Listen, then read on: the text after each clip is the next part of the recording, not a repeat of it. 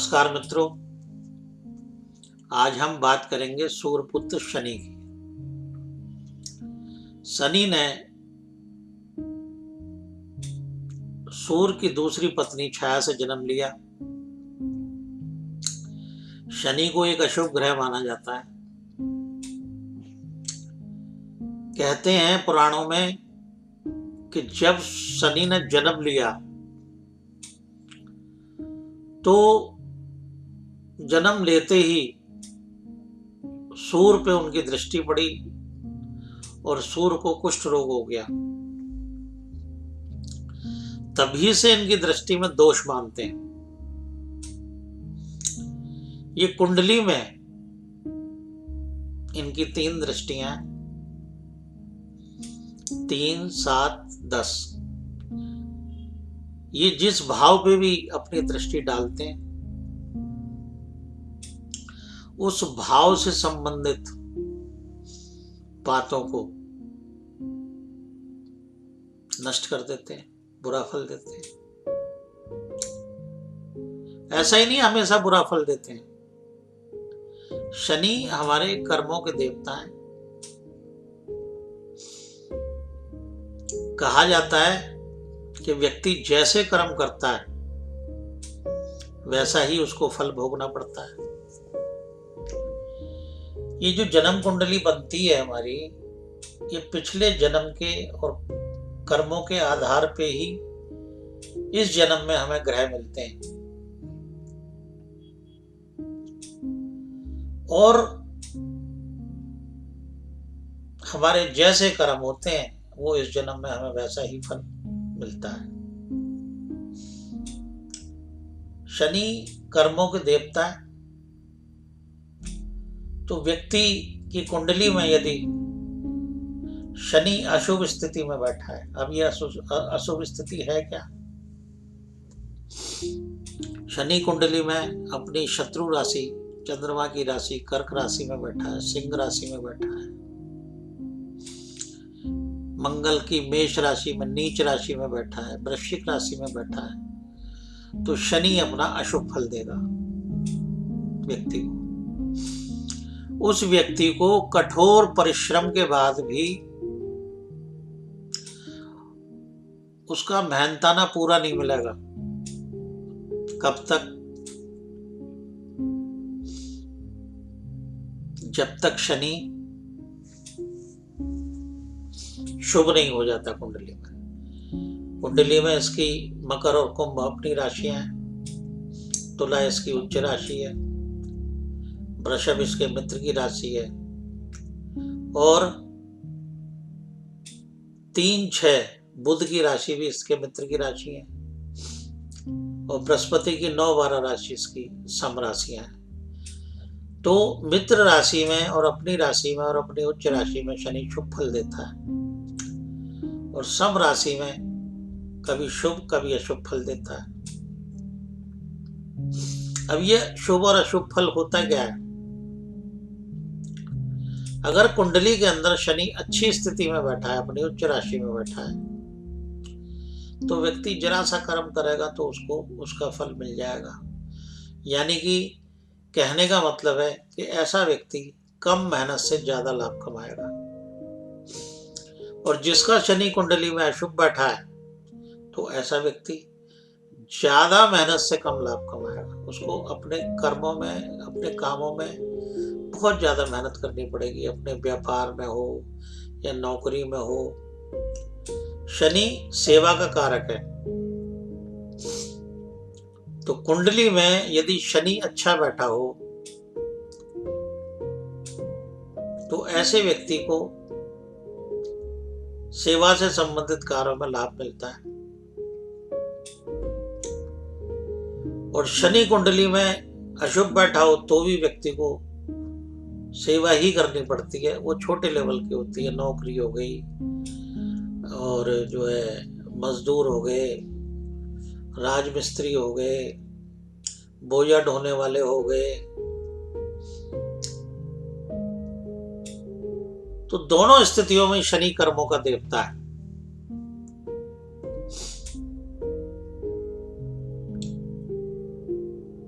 कहते हैं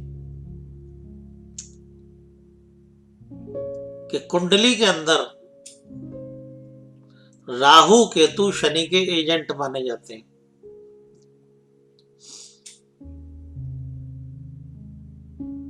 शनि को न्याय का देवता माना गया है। काल सर्प योग में शनि सांप माना गया है, तो राहु उसका फन है, तो केतु उसकी पूंछ है।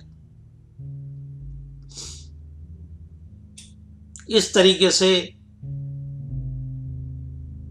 राहु केतु शनि के एजेंट हैं।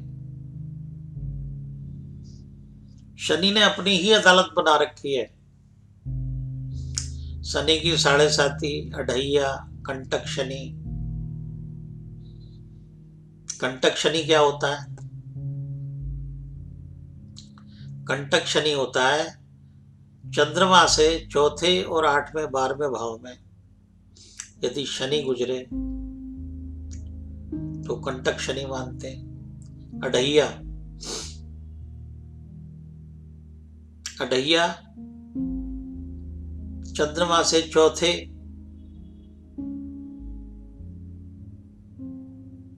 7वें 8वें भाव में यदि शनि हो तो अढ़ैया मानते हैं। साढ़े साती चंद्रमा से 12वें भाव में, चंद्रमा पर और चंद्रमा से दूसरे भाव में, यह शनि की साढ़े साती मानी जाती है। अब शनि की साढ़े साती में व्यक्ति को शुभ फल मिलेगा या शुभ फल मिलेगा, या अढ़ैया में शुभ फल मिलेगा या शुभ फल मिलेगा, या कंटक शनि में अशुभ फल मिलेगा या शुभ फल मिलेगा, ये कुंडली देखने से पता चलता है। और कुंडली को खाली चंद्रमा यदि शनि की मित्र राशि में बैठा है तो कहां से कहां तक उसको शुभ फल देगा, कहां से कहां तक उसको अशुभ फल देगा, ये भी तय करना पड़ता है। लेकिन इसके अलावा व्यक्ति यदि सब कुछ जानते हुए भी, मान लो किसी का शनि की साढ़े साती चल रही है और सब कुछ जानते हुए भी यदि वो पाप कर्म करता है, गंदे कर्म करता है, ठगी करता है, चोरी करता है, मक्कारी करता है, तो शनि उसको उसके कर्मों के अनुसार उसको फल देगा। क्योंकि मैं शुरू से कह रहा हूं कि शनि हमारे कर्मों का देवता है। जैसे हम कर्म करेंगे वैसा ही फल भोगेंगे। अब साढ़े साती में चंद्रमा मान लो तुला राशि का बैठा है और शनि कन्या राशि में, तो व्यक्ति पे साढ़े साती शुरू हो गई। अपनी 45 डिग्री पहले शनि अपनी साढ़े साती शुरू कर देता है, 45 डिग्री पहले, और 30 डिग्री आते आते वो साढ़े साती संपूर्ण शुरू हो जाती है। तो यहां शनि तुला राशि का चंद्रमा बैठा है तो अपनी मित्र राशि से गुजरेगा। यहां ध्यान दें, समझने वाली बात है। तो बुध की राशि से गुजरेगा तो व्यक्ति को बहुत ज्यादा अशुभ फल नहीं देगा। और शनि अपनी उच्च राशि की तरफ बढ़ेगा तो व्यक्ति को अच्छे कर्म करने के लिए प्रेरित करेगा।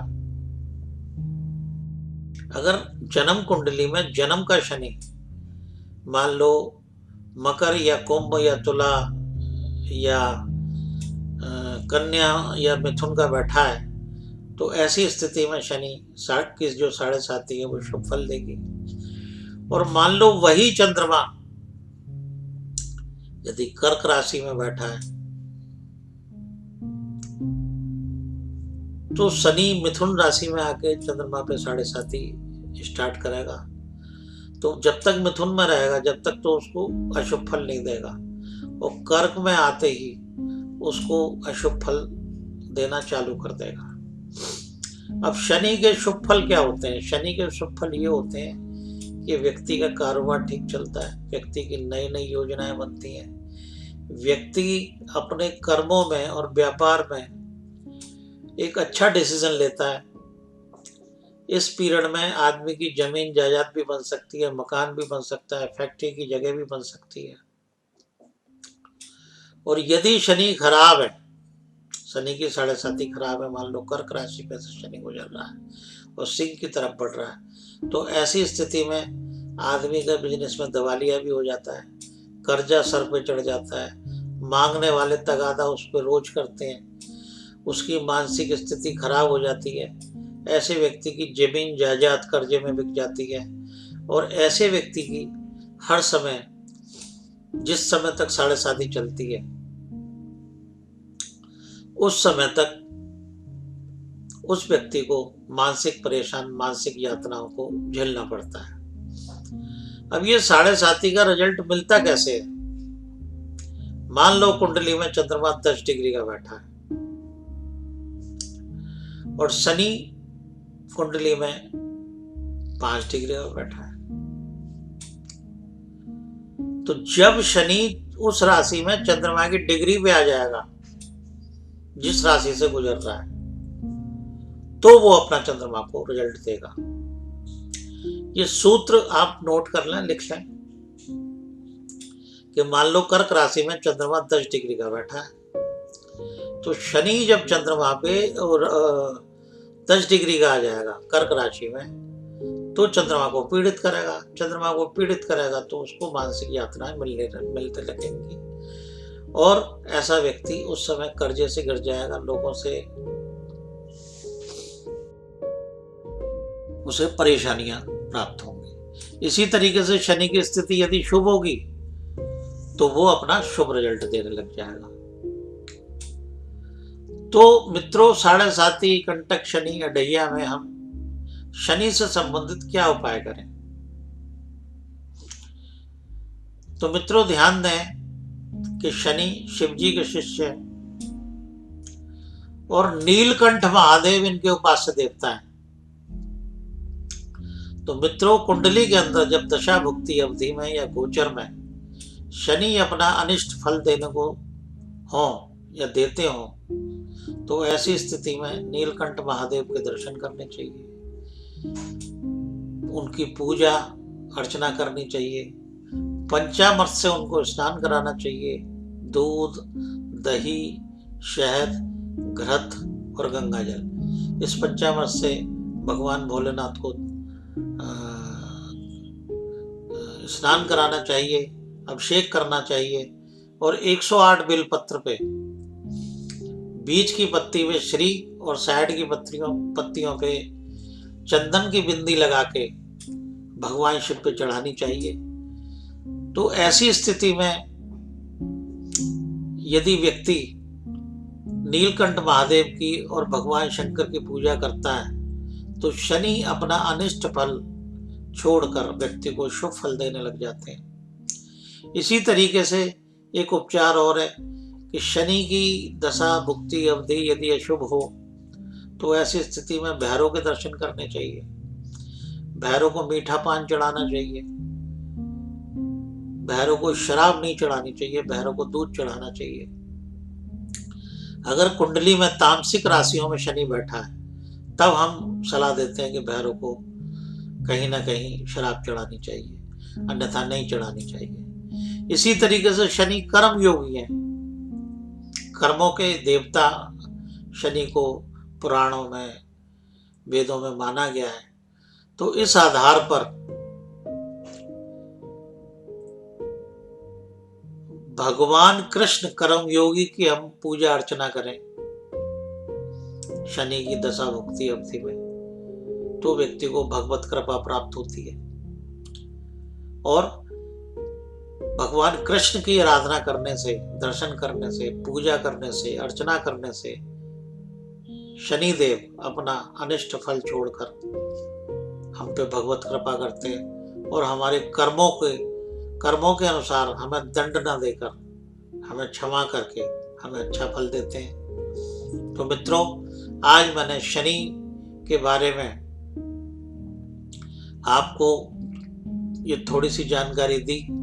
मुझे उम्मीद है कि आप इसको समझेंगे, ध्यान देंगे और शनि जब अशुभ स्थिति में चल रहा हो तो उसके उपाय करके लाभ उठाएंगे। इन्हीं शब्दों के साथ धन्यवाद, नमस्कार।